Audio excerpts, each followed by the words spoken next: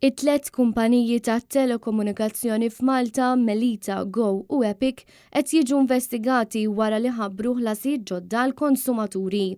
Jidher li dawn il-kumpaniji riċentement batu ittri lill-klijenti tagħhom sabiex jinformawhom li daw kollha li ma jħallsux il-kontijiet permezz ta' direct debit li jfisser ħlas b'mod dirett mal-bank ser ikunu mitluba jħallsu tariffa addizzjonali fix-xahar ta' bejn euro u €2. Jidher li din it-tariffa kienet ser tiddaħħal mingħajr avviż lill-klijenti u mingħajr ma jingħataw 30 ġurnata ċans sabiex iwaqfu l-kuntratt mingħajr ma jiġu penalizzati. Din il-mossa min-naħa ta' dawn il-kumpaniji ser ikoll effett l-aktar fuq dawk li mhumiex komdi jħallsu permezz ta' metodi online. B'reazzjoni l-kumpanija Go insistit li dan mhux il-każ u insistit li daw kollha affettwati minn din il-bidla ser ikollhom roħsa biex ipattu għal din it-tariffa. Go qalet li l-bidla kienet meħtieġa mill-Bank Ċentrali li tal-kumpaniji tat-telekomunikazzjoni sal-ewwel ta' Lulju biex jimplementaw dan il-mekkaniżmu.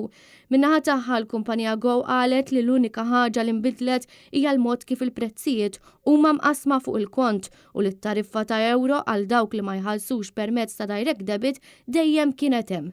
Il-kumpanija Melita minnaħa tagħha saħqet li din it-tariffa ser tkun qed tiddaħħal għal dawk l-individwi li għandhom servizzi tal-internet iżda li jibqgħu jażlu li ma jħallsux b'direct debit.